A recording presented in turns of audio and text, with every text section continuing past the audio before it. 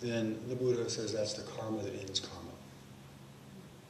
The karma that is no longer adding, I want something else. But really it's the karma of appreciation of the way things are. And as we more deeply appreciate things the way they are, the more satisfying life is. So, there's the 20-minute snippet of the entire doctrine of karma. Any comments we have? We have 4 minutes. Any questions or comments or objections or insights or other roots? I was going to mention, this is something Fuho probably knows about too, but to kind of add to something you were saying, like the fiber of our being, there's a lot of new research showing how plastic our brains are, so that as we meditate and continuously bring ourselves to a certain mental state through our own intention, that it's actually powerfully rewiring our brains, so that over a couple of years you can actually pretty fundamentally transform the inner urges of anger versus equanimity and greed versus compassion. So I think the recent science is really highlighting what you're saying, in that we can really rewire our personalities over a few years. I think we can't so much rewire our personalities, but we can rewire our proclivities that our particular personality has. And of course the seeds of greed, anger, ignorance are always with us. Thank you. You came in late, Barry, so you wait.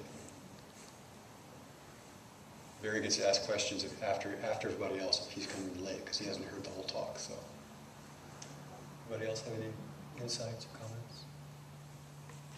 Sejong? I was just thinking about something Thich Nhat Hanh said once, which is that Maitreya Buddha, the Buddha to come, will be collective consciousness awakening, and how that connects to social activism. And I was wondering if you had any thoughts on this piece of karma in terms of Sangha on any level. So that sounds like a question that you have an answer for. So what's your take on that? Well, being in Nikeville, I would say just do it comes to mind. And what I do or don't do always has a ripple effect. So if I'm aligned with a sense of those qualities that you mentioned, equanimity and compassion and so forth, then that Sangha is manifesting in that moment those qualities. That's been my experience. At the same time, the challenge I often find myself in is how then to be with all beings as bodhisattvas, who I say, in a given moment of reactivity, how come there's apathy? How come there's cruelty? How come? As I engage.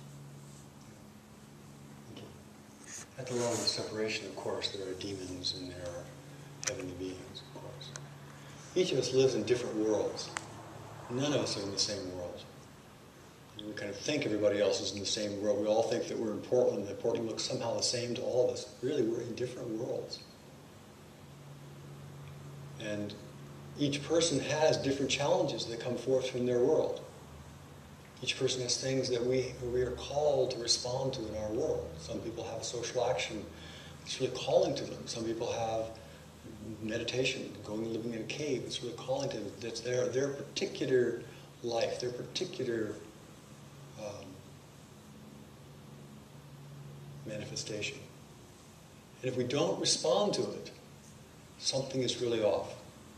So if we see something and we are really aware of some social situation that moves us, that connects to our heart, and we ignore that, I think there's something that's really amiss. On the other hand, it's not as though there is one thing that we all should be doing all the time in terms of our external actions. And some people, fortunately, go into real estate, and some people, fortunately, go into activism. Some people, fortunately, teach Dharma. So I think that we all live in such different worlds. A lot of what you've laid out has been about the past, present, and future.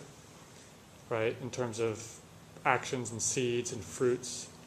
And I'm wondering if there's a sort of a Zen, in this moment perspective about karma that you could talk about. This moment is the result of our entire past, the entire history of the whole universe. And in this particular moment has to be the time of our deep enlightenment. When else is there? There is no other time. Now, whether we understand that or see that, whether we have a particular recognition of that at a particular moment, that comes and it goes. But there's no place else. Wherever we go, there we are, and we're always right here.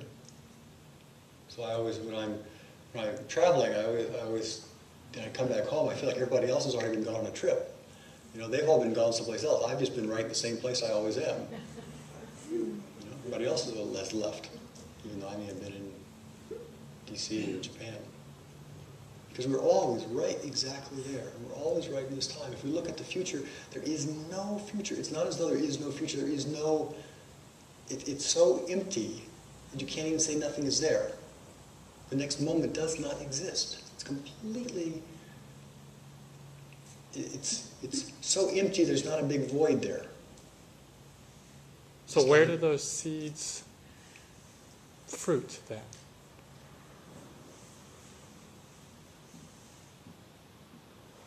What else can we say? What else can we say?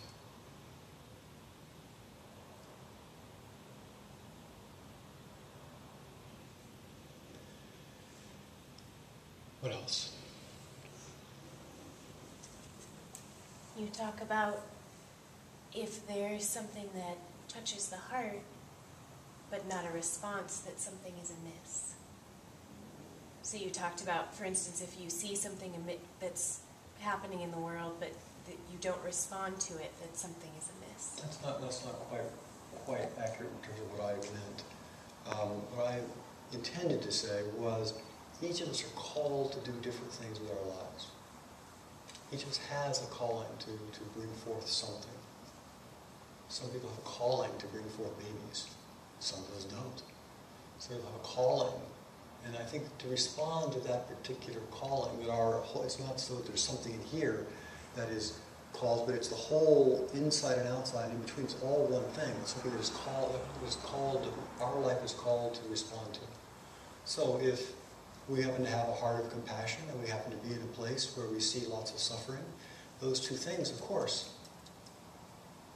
are not two. And so if we are not responding to that mixture of our own heart and the environment and the circumstances that are in, that's when I mean something is amiss. We do this chant at the monastery called the chant of liberation from all obstructions, which basically says, I'll be in accord with my inner and outer environment will be in accord.